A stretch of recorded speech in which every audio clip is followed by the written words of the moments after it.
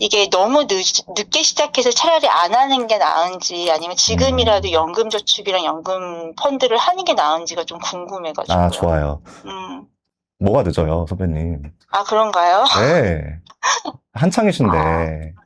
그쵸? 아, 네. 네, 지금부터 시작하셔도 되고요. 토마토님이 안정지향형이시잖아요. 네네. 지금까지 예적금만 하셨다가 그래도 지금에서야 재테크나 투자에 관심을 갖게 된 게 너무 다행이라고 생각해요.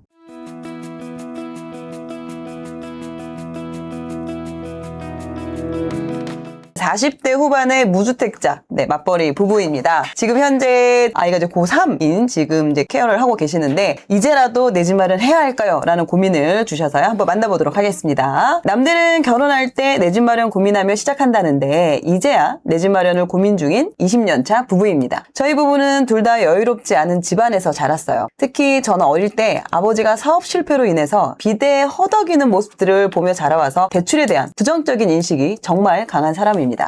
그래서 대출을 받아 집을 산다는 생각보다는 무리하지 않는 주거 환경을 선택하면서 살아왔어요. 지난 10년 동안 좋은 집주인을 만나 이사 한 번 없이 구축 빌라에서 살 수 있었고, 프리랜서로 일하며 번 제 돈을 모두 모아 2년 전에는 창동에 있는 구축 아파트로 전세로 이사를 올 수 있었습니다. 그런 과정들을 겪다 보니 내 집 마련이나 자산을 쌓는 일에는 필요성을 잘 못 느꼈어요. 그렇게 좀 뒤처져도 빚 없이 여유롭게 사는 편이 좋다며 나이 50이 다 되도록 적금만 열심히 부으며 살아왔습니다. 그러다 최근 쏟아지는 원화 가치 하락 이야기들을 들으면서 생각보다 내 돈이 더 빠르게 녹고 있다는 것을 깨달았어요. 특히 열심히 공부하는 고3 자녀를 보면서 내 가난을 자식에게 물려주게 될 것 같다는 그 두려움에 이제라도 자산을 좀 불려서 노후에 자식한테 짐은 되지 말아야지 생각하게 됐습니다. 문제는 평생을 예적금만 하며 살아왔던 탓에 정말 지금 사도 될까? 적절한 가격은 얼마지? 하는 이런 고민들이 저희 부부의 선택을 가로막고 있습니다. 대출의 두려움이 큰 저는 7, 8억대의 아파트를 매수하고 싶고, 남편은 늦은 만큼 더 좋은 선택을 해야 한다며 10에서 11억대 아파트를 구매하고 싶어 합니다. 예전 같으면 절대 안 된다고 반대를 했겠지만 지금 경제 상황을 보면 겁이 나더라도 남편의 의견을 존중하는 게 맞을지 좀 혼란스러운 감정이 듭니다. 빚지는 게 두려운 저희 부부, 자녀에게 빚이 되지 않도록 도와주십시오 라고 사연을 보내주셨습니다. 지금 이분의 가게 상황 보도록 하겠습니다. 가계부, 지금 전세 거주 중이시고요. 3억 6,750만 원 전세이고요. 그리고 주식 현금 포함해서 자산이 4억 9천 정도 있으시고요. 전세도 올 현금입니다. 전세 대출이 없으시고요. 와. 대출이 아예 없어. 대출을 노 대출. 네, 대출 노. 그래서 지금 그대로 온전하게 지금 가지고 있는 게 정말 이게 순수하게 다 모으신 거잖아요. 모아서 지금 5억이 그렇죠. 있으신 근로소득으로만 거잖아요. 거의 20년 넘게 모으셔가지고 지금 4억 9천, 5억이 안 되는, 지금 5억이 좀 부족한 지금 순자산을 가지고 있습니다.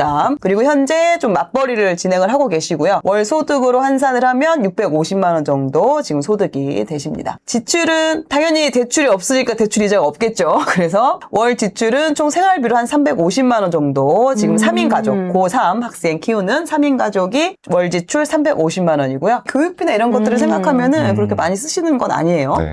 그리고 순수 월 저축액이 한 300만 원 정도, 거의 그래도 한 50% 정도, 한 40% 이상 저축을 하고 계십니다. 자, 이분의 가장 큰 고민이죠. 아무래도 내 집 마련에 대한 고민이신데요. 이제는 내 집 마련 해야겠다는 필요성은 너무나도 확고하게 이제 느끼셨어요. 자, 그런데 문제는 그럼 얼마짜리를 해야 되느냐. 특히나 대출에 대한 트라우마가 있으신 분이기 때문에 아내분께서 안전하게 좀 대출을 적정하게 해서 7, 8억대 아파트를 매수할 건지, 아니면 남편 말 듣고 한 10억대, 10억에서 11억 좀 더 좋은 아파트를 매수하는 게 좋은지, 이게 지금 해결이 안 된 상황인 거죠. 계속해서 의견 조율이 안 된 상황이라서 그 부분 가장 궁금해서 보내주셨습니다. 자, 그리고 두 번째 고민은요. 안정 추구형인 성격 탓에 아내분이시죠. 그동안 예적금만 하고 있었습니다. 이제라도 부동산 외에 재테크나 투자에도 좀 관심을 가져야 할까요? 라는 고민이세요. 정말 누구보다도 열심히 예적금을 정말 근로소득으로 열심히 모으셨는데, 이게 이제 인플레이션이나 여러 가지 자산이 올라가는 이런 상황들을 보니까 이것만 해선 지금 어렵겠구나 라는 이제 지금 생각이 드신 거죠. 그래서 이런 부분 두 가지 총 질문을 주셨습니다. 제가 일단 결론부터 말씀드릴게요. 저는 결론부터?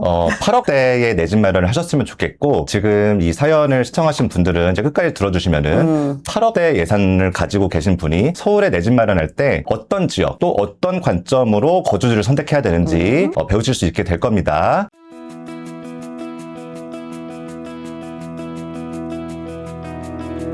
(8억대로) 할 수 있는 지역은 많은데요. 지금 이분이 도봉 창동에 살고 있기 그렇죠. 때문에 직장. 직장도 있고 뭐 여러 가지 뭐 거주 환경이나 아니면 아이의 학군도 있잖아요. 또 이사를 갈 수도 있고 그건 모르겠지만 어쨌든 도봉 창동에서 이사를 최소화하면서 그래도 가치 있는 자산을 사기 위해서 제가 좀 찾아봤습니다. 도봉구가 그 한강 위에 이제 광북 쪽에 위치해 있고요. 도봉구는 서울에서 가장 북쪽에 위치해 있어요. 그래서 도봉구, 밑에구, 노원구, 강북구, 동대문 이런 식으로 위치해 있습니다. 그러면 상식적으로 생각해 봤을 때 서울에서 외곽에 있는 것과 서울에서 중심으로 들어오는 것 중에 중심에 있는 아파트가 조금 더 가치가 있겠죠. 왜냐면 뭐 강남 쪽에 일자리도 많고 또 여의도와 일지로 이런 주요 업무지구와 도달하기 쉽기 때문에 되도록이면은 서울 중심 쪽으로 들어오는 게 지금 같은 가격이라도 향후의 상승폭이나 여러 가지 수요 측면에서 좀 더 유리할 것이라고 봅니다. 뭐 도봉구에 거주하시다가 동대문구에 내 집 마련을 하시는 것도 저는 굉장히 성공적이라고 생각해요. 그래서 이제 동대문구를 좀 확대해 보겠습니다.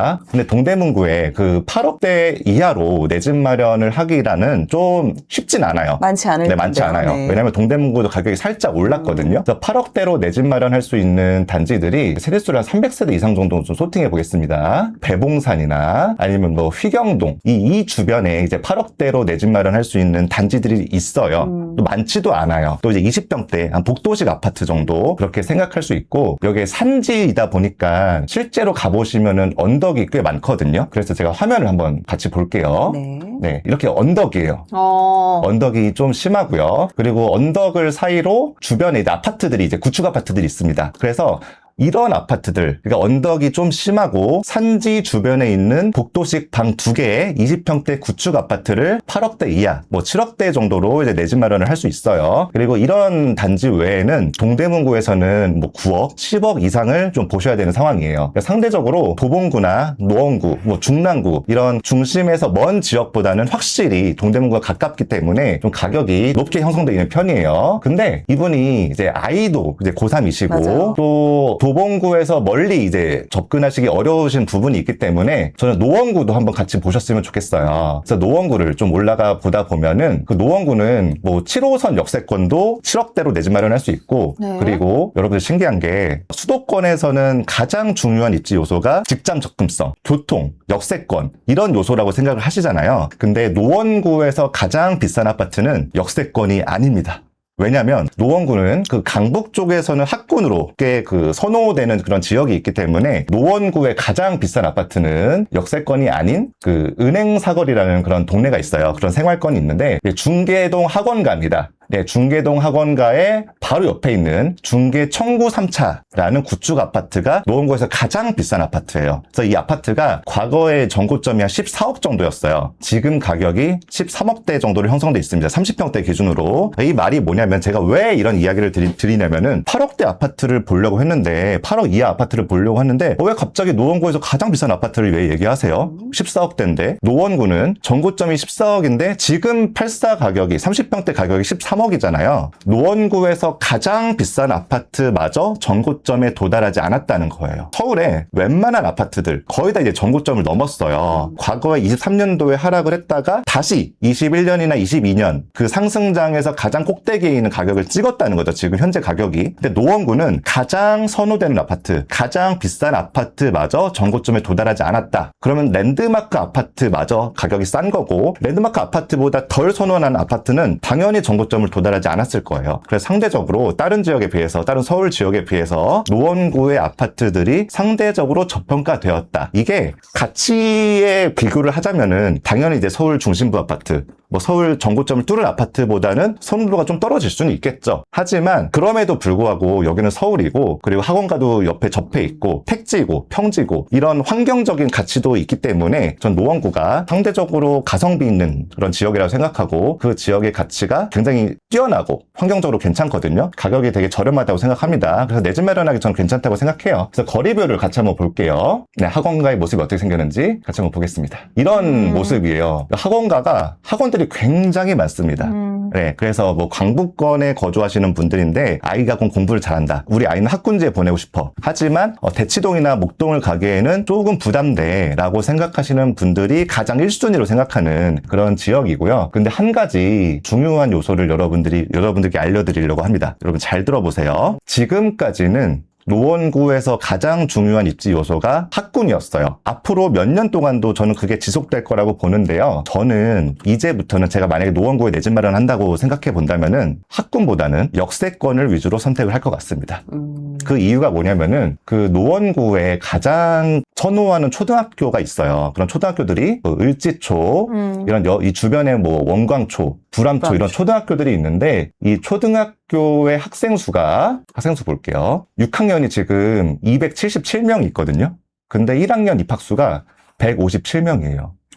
거의 반토막이 났어요. 그게 6학년부터 5학년 때까지는 괜찮았지만 점점 학생 수가 줄어들고 있거든요. 그렇다면은 제가 뭐 10년 뒤에 어떻게 될지 5년 뒤에 어떻게 될지 예측할 수는 없지만 이런 흐름으로 봤을 때 노원의 학군으로서의 중요성이 서서히 줄어들고 있다. 지금 뭐 다른 지역에 초등학교도 폐교되고 있고 또 광진구에 있는 초등학교도 폐교됐다고 들었어요. 서울에 전반적으로 영향을 가지고 있는데 그래도 여기 학군지잖아요. 노원의 학군지마저 초등학생이 줄어들고 있다.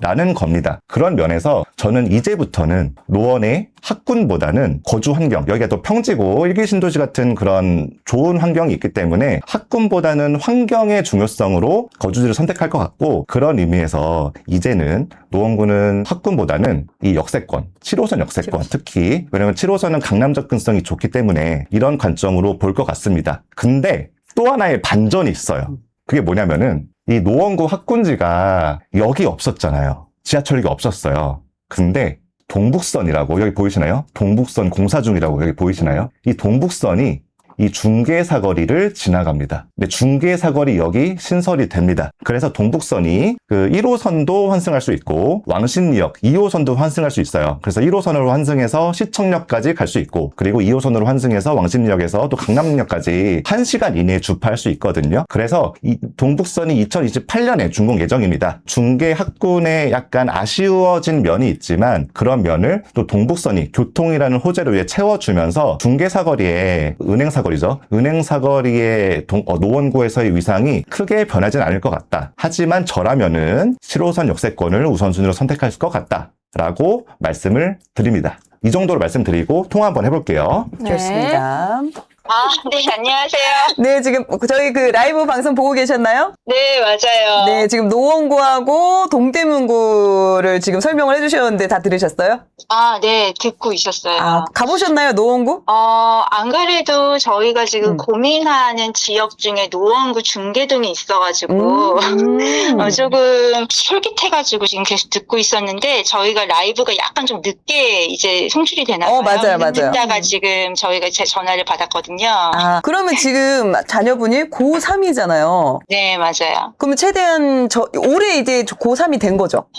네, 고3이 된 거고, 그래서 사실은 저는 이제 도봉구나 아니면 강북구, 노원구 안에서 움직일 수 있다면 크게 이제 부담이 되지 않아서. 그렇죠. 왜냐면 지금, 통학을 해야 되니까 전학은 네, 뭐 당연히 안 되는 부분인 거고. 네, 그래서 실거주를 해야 되는 이제 그 의무사항이 있으니까 만약에 노원구나 지금 꼭 매수해야 되는 시점이라고 하고 만약에 그러면은 이제 실거주를 해야 되는데 그러면 너무 부담스럽지 않은 지역을 골라야 하니까 좀 이제 노원구, 도봉구, 강북구 위주로 보고 있었거든요. 좋습니다. 네, 자, 그러면 지금 설명을 해주셨고 우리 유디님 또 이제 바꿔드리도록 할게요. 더 자세한 게 궁금한 점 여쭤보세요. 토마토님 안녕하세요. 안녕하세요. 네, 권유입니다. 지금 전세 만기가 내후년이면 28년이신 거예요? 네, 맞습니다. 네. 그러면 재계약이 얼마 안 되셨네요. 재계약하신 지. 재계약이 얼마 안 됐고 네. 저희가 이제 갱신 청구권 사용해가지고 일단은 네네. 재계약을 하는 걸로 협의가 되었고 네. 그리고 사실은 내후년에 움직이면 더 부담이 없는 게 네. 아이가 이제 성인이고 그러니까 학군지를 얼마든지 이제 벗어나서 옮길 수 있는 상황이어서 네. 저희는 이제 그 시기를 조금 기다리고 있었거든요. 네네. 좋아요. 네네. 네. 이해했습니다. 네. 일단 저는 내후년까지는 기다리지 않을 것 같고요. 네, 지금 내 집 마련하는 방향으로 선택할 것 같아요. 그 이유가 뭐냐면은 지금 이제 토마토님이 말씀해주신 거는 상황을 본 거예요. 상황. 그러니까 내 아이가 내후년쯤이면은 대학교에 입시가 끝났고, 그래서 뭐 독립을 하실 수도 있고, 뭐 여러 가지 신경 쓸 부분이 적어지니까, 그래서 그런 면에서 지금보다는 내후년에 이사하는 게 편하잖아요. 그치. 맞아요. 그렇죠? 근데 내후년에 가격이 올라가면 어떡해요? 그러니까요. 네, 그래서 저는 지금 아이가 고3이시기도 해서 마음이 조금 불편하시기도 하시고 방법이 쉽진 않으시겠지만 그래도 지금 상황에서는 저는 최선의 선택은 지금 내 집 마련을 하는 거라고 생각해요. 아, 네. 그러면은 내후년에 전세 만기인데 이거 보증금 빼내야 잔금에 보탤 수 있잖아요. 맞아요. 그렇죠? 근데 지금 계약갱신권을 사용을 하셨어요. 아직 계약서를 작성하진 않았습니다. 작성 안 하셨어요? 만기가 8월. 네. 만기가 26년 8월. 네, 이에요? 3월이에요. 네. 3월? 네네. 26년 3월? 네. 네, 그러면 곧 계약할 예정이시네요. 그렇죠. 네. 일단은 집주인하고 이야기는 되었고, 네. 갱신권을 청구할 생각이다라고 의사는 전달한 상태예요. 네, 그렇죠. 네.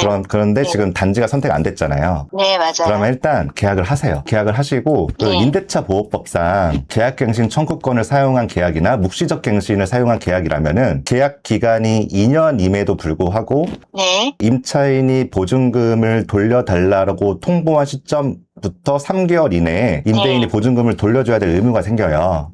아, 네. 네, 그래서 26년 3월부터 28년 3월까지 전세 계약을 재계약을 하더라도 26년 3월에 보증금을 돌려달라고 하면은 임대인이 보증금을 돌려줘야 돼요. 이게 가능하기 때문에 법적으로 저희가 내 집 마련할 때에 그 이사 가는 시점을 조율을 할 수가 있어요. 우리 상황에서. 네네. 그래서 저 저는- 그것도 사실 되게 걱정했었거든요. 그쵸. 네, 그리고 또 집주인도 좋아하실 거예요. 지금 전세가가 많이 올랐기 때문에. 그쵸. 갱신보다는 새로 하는 게. 이제 그 집주인분 전세가 제가 지금 입장에서는. 말씀드린 그 금액은 전세 그 5% 안에서 올린 금액을 제가 그러니까. 이제 거기 넣은 거거든요.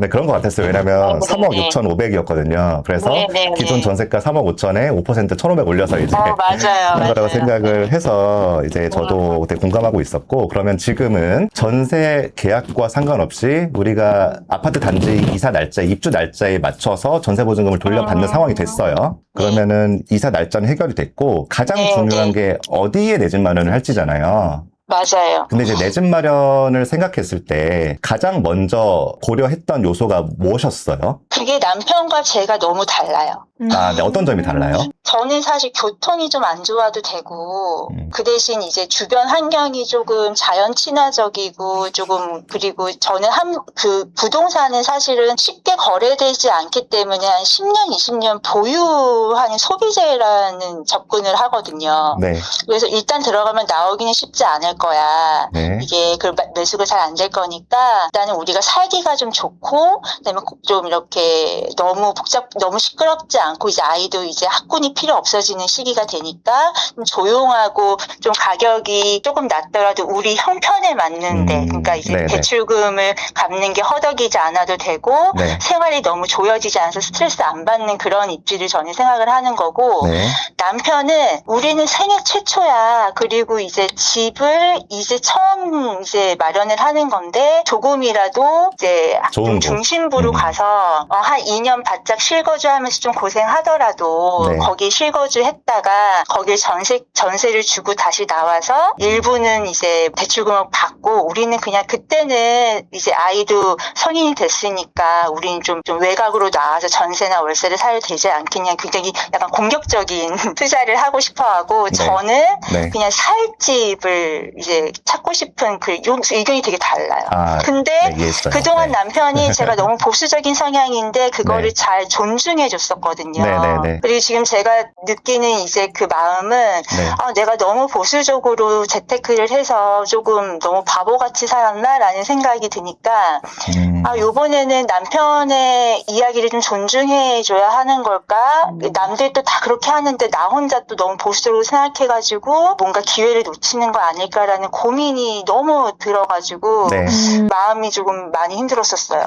좋아요. 제가 그 토마토님이 왜 그렇게 생각하시는지 너무 잘 공감이 돼요. 왜냐하면 그 사연을 볼 때, 그랬을 때 사업에 실패하셨다고 부모님께서 네. 그런 사연을 들었어요. 그러다 보니까 또 대출도 어렵고 내 집 마련했다가 또 안 좋아지면 어떡하지? 이런 생각이 드실 거예요. 근데 네네. 한편으로는 사업 실패가 왜 했는지, 사업 실패를 왜 했는지도 한번 생각해 보셔야 되고, 근데 이거는 또 네네. 우리가 지금 생각할 건 아니고, 대출이 안 좋은 걸까? 진짜 좋은 걸까를 생각해 봐야 되는데, 네. 혹시 토마토님 칼 아시죠? 칼. 네네, 네. 알죠. 칼이 좋은 거예요? 안 좋은 거예요? 좋은 거죠. 좋은 거예요? 네, 네. 음식할 때는 좋은 거죠. 그쵸. 칼이 네네. 음식할 때는 좋은 건데요. 네네. 또 범죄로 이용할 때는 안 좋은 거잖아요. 맞아요. 그러니까 네. 똑같은 도구도 어떻게 활용하느냐에 따라서 결과가 달라질 수 있어요. 네. 대출도 감당하지 못한 대출, 내 소득보다 더 많은 원리금을 부담하는 대출은 안 좋아질 수 있어요. 왜냐면 감당을 못하니까. 근데 네네. 내가 감당할 수 있는 대출을 써서 그 중에서 가장 좋은 집을 내 집 마련했다면은 그게 내가 감당 가능하면서도 나중에 더 좋은 자산으로, 더 좋은 상승으로 우리의 삶을 조금 더 이롭게 해줄 수 있거든요. 네. 그래서 저는 잘 쓰면은 토마토님의 앞으로의 자산 상황, 네. 또 거주지도 좋아질 거라고 생각해요. 제가 그런 목표가 있기 때문에 이렇게 사연을 보내신 거고. 네네. 그래서 저는 토마토님이 안정지향적인 성향은 너무 좋다고 생각합니다. 네네네. 그리고 남편분께서도 이제 공격적이라고 하셨잖아요. 그 성향도 너무 네. 좋으세요. 그래서 두 분의 그 장점을 잘 섞으면은 정말 좋은 결과가 나올 것 같다고 생각이 들었어요. 정리해 볼게요. 네. 결론은 토마토님의 의견처럼 10억대가 아닌 8억대로 내 집 마련을 할 거예요. 저라면은. 아, 네네. 근데 저는 남편분의 마음이 더 이해가 돼요. 왜냐면은 지금 2026년 1월에 지금 부동산 시장은 가격이 많이 오른 단지들, 과거의 상승장의 고점을 뚫고, 고점도 막 3, 4억씩 뚫고 이런 단지라면은 조금 보수적으로 생각할 필요도 있지만 앞으로 뭐 환율이 어떻게 될지에 따라서 금리가 또 올라갈 수 있거든요. 네네. 그러면 또 감당이 어려울 수 있어요. 네. 또 감당이 어려우면은 많이 올라간 단지는 또 많이 빠질 수 있는 시기라고 생각하는데요. 지금 뭐 8억대나 10억대 아파트는 저는 비싼 아파트는 없다고 생각해요. 그렇기 때문에 이 정도의 가격 선에서는 공격적으로 하는 게 맞아요. 단 공격적이라고 생각했을 때 그 전제는 내가 감당 가능한 예산 안에서 공격적이어야 돼요. 네네. 근데 지금 월저축액이 한 300 정도 되시잖아요. 네, 맞아요. 그러면 대출을 한 4억 정도 받으시면은 원리금 상환 금액이 월에 200이거든요. 네네네. 그러면은 100만 원이 이제 월저축액으로 남겠죠. 300에서 200을 빼니까. 네네. 근데 만약에 지금 남편분처럼 10억대 내 집 마련을 하시려면은 네. 대출을 한 6억 정도 받아야 돼요. 남편은 그렇게 하자고 하는 거예요. 네, 그러니까 생애 최초 대출의 한도가 6억이잖아요. 네네네. 근데 6억을 대출 받잖아요. 그러면 저축액이 없어져요. 맞아요. 네. 저는 그게 불안해요. 그러면 이제 어려워지는 네. 거죠, 우리의 생활이. 음. 왜냐하면 금리가 올라가거나 뭐 여러 가지 리스크를 우리가 대비하고 안정적인 네. 투자를 해야 되는데 그게 어렵잖아요. 네네네. 그래서 남편분의 생각은 예산 상관없이 좋은 거 사자였는데 예산을 상관을 해야 돼요. 네. 근데 또 그 토마토님의 의견은 너무 보수적이라는 생각이 들었어요. 네. 그래서 예산 설정은 잘 하셨는데요. 예산 설정 안에서의 아파트를 고르는 기준이 학군도 필요 없고 또 공기도 좋고 약간 이런 부분들이 위험해요. 사람들한테 위험한 거예요. 왜냐하면 사람들이 안 좋아하거든요. 아, 솔직히 저는 네네. 그래가지고 네. 그냥 그렇게 사람들이 싫어하는 네. 그 아파트를 네. 대출 없이 싸게 사면은 네. 그냥 그것도 괜찮아라고 생각했었거든요. 네네. 사실은. 그쵸. 근데 지금 내 집 마련을 하시려는 할 이유가, 이유가. 그쵸. 네. 가격이 서울에 많이 올라갔기 때문에 내 집 마련을 생각하신 건데, 네. 막상 하려고 하니까 또 이제 무서운 거죠. 맞아요. 그래서 무서워요. 저는 토마토님을 도와드릴 거예요. 지금 내 집 마련을 하시려는 이유가 나는 무주택인 상황이면은 서울의 아파트가 계속 올라갈 거기 때문에 내 소득보다 아파트 가격이 더 많이 올라갈 게 보이잖아요. 네, 맞아요. 그럼 우리는 조금이라도 더 올라가는 아파트를 골라야 돼요. 더 올라가는 아파트의 특징이 일단 사람들이 좋아해야겠죠. 내가 아니라 대다수의 사람들이 좋아해야 돼요. 그래야 수요가 몰리고 수요가 몰리면서 가격이 올라가니까 결국 수요와 공급 논리잖아요. 네네네. 근데 그 사람들이 좋아하는 아파트의 특징은 토마토님이 생각한 것과 정반대입니다. 대부분 비싼 아파트가 공기가 안 좋아요. 아, 네. 막 매연도 많고 차가 엄청 많고 막 주변도 시끌시끌하고 막 네, 그런데요. 네. 그런 걸 사람들이 좋아해요. 그렇군요. 그리고 학군도 좋고 또 역과 가깝고. 근데 그런 아파트를 골라 보시면 되고 그런 의미에서 제가 그 통화를 시작하기 전에 동대문과 노원을 설명을 드린 거였어요. 또 여기서 생각해야 될 게 네. 위치가 좋은 아파트가 위치가 좋은 지역이 서울에서 좋은 거 아닌가요? 라고 생각할 수 있는데요. 동대문구를 선택하실 거예요. 대다수의 사람들이 동대문구에서도 어떤 아파트인지 노원구에서도 어떤 아파트인지에 따라서 단지의 가치가 달라질 수 있어요. 아파트의 가치는 위치로만 결정되는 게 아니에요. 그러니까 날씨도 기온으로만 결정되는 게 아니잖아요. 뭐 강수량이나 습도 뭐 여러 가지 요소가 복합적으로 환산이 돼서 기온, 날씨가 결정되듯이 네네. 아파트의 가치도 위치 중요하죠. 제일 중요한 요소 중에 하나요. 네, 근데 네, 그것뿐만이 아니라 교통, 역세권, 그리고 평지인지 언덕인지, 지리, 네. 그리고 학군 그런 요소를 종합해 본다면은 지금 동대문 안에서 8억대로 살 수 있는 아파트보다는 저는 네. 조금 더 위치가 멀어지더라도 중심에서 네. 노원구에 있는 역세권의 아파트를 우선적으로 볼 것 같습니다. 노원구로 가면은 계단식도 볼 수 있고 방 3개짜리도 네. 볼 수 있어요. 저희는 24평에서 20평대를 보고 있는데요. 네. 아이가 이제 곧 있으면 성인이 되긴 하지만 바로 이제 뭐 독립을 할 수 있는 상황은 안 될 테니까 네. 그래도 이제 방은 3개가 있어야 될 거라고 생각을 해서 이제 그 노원구 저희 상계동, 중계동 이렇게 보고는 있었는데 네. 아무튼 저도 사실 노원구로 가게 되면 마음은 더 편하긴 할 것 같아요. 아, 좋아요. 네네. 또 이제 아이가 고3이시니까 또 학원과도 옆에 있거든요. 그러면은 네네네. 이제 수능 볼 때까지 또 학원과도 이용할 수 있고 네네네. 지금 전학 가기도 어려우니까 지금 맞아요. 한창 예민한 네. 시기니까 네, 노원구 네네. 창동도 이동이 가능해요. 네네네. 네, 그렇기 때문에 저는 노원구가 토마토님 상황에서는 가장 적합한 그런 선택지라고 생각을 합니다. 좀 네. 고민되거나 궁금한 거 있으실까요? 저희가 너무 예적금만 했으니까 노후 대비가 사실 지금 이제 내 집 마련을 하는 거고 해서 네. 이제 연금저축이랑 연금펀드도 지금 조금 공부를 하고 있는데 이게 너무 늦게 시작해서 차라리 안 하는 게 나은지 아니면 지금이라도 연금저축이랑 연금펀드를 하는 게 나은지가 좀 궁금해가지고. 아, 좋아요. 40대 한 중후반 정도의 선배님이시라고 들었는데요. 네네네. 네, 저보다는 선배님이시지만 네네. 뭐가 늦어요, 선배님? 아, 그런가요? 네. 한창이신데. 그쵸? 아, 네. 네. 네, 지금부터 시작하셔도 되고요. 네. 저는 그 토마토님이 안정지향형이시잖아요. 네네. 지금까지 예적금만 하셨다가 그래도 지금에서야 재테크나 투자에 관심을 갖게 된 게 너무 다행이라고 생각해요. 토마토님이 안정지향적인 성향이 오히려 더 좋다고 생각합니다. 그 이유가 뭐냐면은 사실 재테크, 투자라는 단어를 들어보면은 약간 위험하다, 불안하다 이런 생각을 네. 하시거든요. 재테크와 투자는 위험, 불안이 아니라 물론 진짜 위험한 투자를 하면 위험하죠. 근데 네. 저는 지금의 토마토님의 안정성을 조금이라도 더 길게 연장할 수 있는 방법이라고 생각을 해요. 더 벌고 뭐 덜 벌고 그걸 떠나서 네. 지금 안정적인 상황을 재테크를 해야 이걸 더 유지할 수가 있어요. 왜냐하면 네. 결국엔 우리는 은퇴를 하고 은퇴를 하면 소득도 없어지고 연금으로만 생활하게 될 텐데 그 미래를 대비해야 되잖아요. 근데 지금 재테크를 해놓으면은 나중에 은퇴를 하게 된 이후에도 지금의 안정성을 계속 유지를 할 수 있는 거죠. 근데 이게 재테크나 투자가 처음부터 막 10억 벌고 막 5억 벌고 이 방향성이 아니라 조금씩 한 발자국씩 시작하시면 되는 거예요. 아, 안전한 네. 것부터. 근데 그런 것 중에 하나가 이제 연금저축이 될 수 있고, 또 ETF가 될 수 있고, 네, 이제 딱 그거 2개 보고 있었어요. 저랑 이제 생각이 되게 비슷하시네요. 하나 더 여쭤봐도 될까요? 당연하죠. 혹시? 네.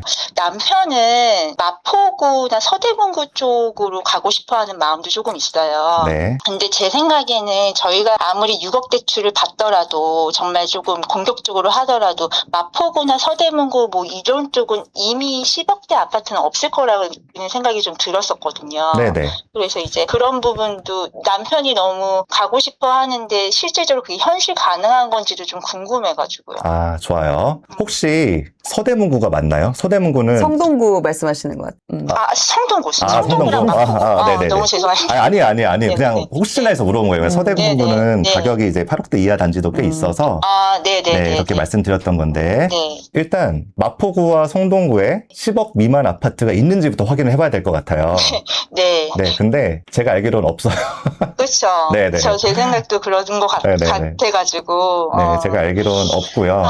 네. 이것보다 더 중요한 건 이제 내 집 마련을 할 때 생각해야 될 세 단계가 있어요. 첫 번째는 내가 감당 가능 예산을 설정하는 거예요. 10억이 아닙니다. 토마토님은. 저축액을 원리금 금액이 넘어가 버리니까. 네네. 네, 그럼 안 되는 거예요. 만약에 내가 감당 가능한 예산을 설정했다. 네. 그러면은 내 상황을 고려해서 범위를 정해야 돼요. 네, 출퇴근 시간도 있을 수 있고 네. 또 아이의 학군도 있을 수 있고 지금 아이가 있으시기 때문에 노원구 그 이상은 좀 어려우시잖아요. 맞아요. 네, 지금 그래서- 당장 옮기는 건. 그래서 이제 범위를 설정한 거예요. 만약에 자산 가치만 생각한다면은 네. 8억대로 한강 남쪽을 보는 게 더 유리할 수도 있어요. 근데 그게 안 되니까 네, 이렇게 설정을 한 거고 범위 안에서 내가 갈 수 있는 가장 가치 있는 아파트가 무엇일지를 찾는 거예요. 남편분은 일단 첫 번째 설정부터 약간 잘못하신 것 같아요. 이후의 단계가 진행이 안 되는 거죠. 그리고 토마토님은 첫 번째 예산 설정은 잘하셨어요. 범위 설정도 잘하셨는데 마지막 가치 있는 아파트를 보는 눈이 본인 관점이에요. 그래서 이 두 부분을 남편분과 지금 토마토님이 장점을 다 가지고 있거든요. 근데 저는 앞으로 이제 내 집 마련뿐만이 아니라 뭐 재테크를 하실 거라고 생각해요. 네. 저 이렇게 했으면 좋겠어요. 일단 돈은 토마토님이 가지고 계세요. 그 재테크의 성향이나 아니면은 재테크 재화를 보는 기준 네. 그런 거는 남편분을 좀 믿으시면 좋을 것 같아요. 기준을 남편분께서 토마토님께 설명해 보라고 하시고요. 토마토님이 그게 설득이 된다 그러면은 남편분께 돈을 주세요. 두 분이 이 재테크 관점에서 안정성과 어떤 공격적인 그런 장점을 고루 갖춘 그런 좋은 투자 부부가 될 것 같습니다. 감사합니다. 네. 재테크 그리고 내 집 마련까지 꼭 달성할 수 있도록 이렇게 달려나가시면 좋을 것 같고 마지막으로 제가 드리고 싶은 말씀은 내 집 마련 단지를 이제 확정하시고요. 그 집의 잔금 날짜, 입주 날짜를 확인해 보시고 그 날짜에 맞춰서 임대인 분께 그 전세 보증금을 반환해 달라고 요청하시고 반환 받고 입주를 하시면 될 것 같습니다. 저 찐막 질문 하나 있는데요. 네네, 말씀하세요. 저희 5억 1억 저축액 중에 네. 한 5천만 원에서 6천만 원 정도가 남편 퇴직연금 지금 IRP 계좌에 들어가 있거든요. 네네. 근데 남편이 이제 그거를 깨고 써도 되냐? 네네네. 네네네. 그거가 궁금해요. 이해했어요. 이거는 정답이 없어요. 지금 깨고 그 돈으로 내 집 마련하는데 보탠다. 뭐 재테크 하는데 보탠다. 네. 그러면은 그 돈을 이용해서 더 불릴 수는 있는데요. 네. 만약에 내가 예상치 못한 결과가 나온다면은 나중에 퇴직 이후의 연금 관점에서 좀 불리해질 수가 있는 거잖아요. 그래서 네. 저라면 이렇게 할 것 같아요. 내가 내 집 마련, 내가 뭐 주식, 뭐 ETF 이게 잃지 않을 자신이 있다, 확실한 기준이 생겼다 네. 라고 하면은 깨도 될 것 같은데요. 그게 네. 아니라면 전 안 깰 것 같습니다. 네네. 네. 그래서 저는 지금 말씀하시는 걸 보니까 아직 이해도가 충분하지 않으신 것 같아요. 네, 그쵸. 그래서 저는 일단 안 깨는 방향으로 진행을 해볼 것 같아요. 토마토님 이렇게 사연 신청해 주셔서 너무 감사드리고 그리고 저희가 조금이나마 도움이 됐다고 생각하시면은 네네. 너무너무 감사드립니다. 너무 많이 도움됐어요. 네네. 저 사실 머리가 너무 복잡했었고 네. 사실 약간 좀 많이 우울했었거든요. 그런데 이제 그리고 너무 이제 잘 모르니까 이제 네. 제가 뭐 부동산 가격 이런 거 막 보고 뭐 뉴스 보고 유튜브 보고 해도 잘 이해가 안 되는 부분도 되게 많고 처음 접하는 것도 많아서 조금 바보 같지만 네. 이제 그런 부분이 있었는데 그래도 질문 다 답변해 주시고 또 뭔가 솔루션이 조금 잘 이제 주신 것 같아가지고 도움이 많이 될 것 같아요. 정말 감사드립니다. 네. 이렇게 여태까지 이렇게 잘 말씀해 주셔서 너무 감사드리고 꼭 내 집 마련 하시고 새해 복 많이 받으세요. 네, 감사합니다. 새해 복 많이 받으세요. 네, 들어가세요. 네, 감사합니다. 감사합니다. 좋습니다. 네, 꽤 그래도 긴 시간을 통화를 또 해주시느라고 또 네. 궁금한 점 다 답변을 해주셔가지고 네. 또 받으시는 분이 네. 도움을 많이 받았을 것 네, 같습니다. 20년 동안 이제 내 집 마련을 생각 못 하시고 이제 예적금만 해주셨는데 그래도 지금 같은 좋은 시기, 전 좋은 시기라고 생각해요. 내 집 마련하기 좋은 시기에 이렇게 용기 내서 사연 보내주시고 끝까지 솔루션도 얻어 가셔서 내 집 마련이라는 결과까지 반드시 저는 성공하시기를 응원드립니다.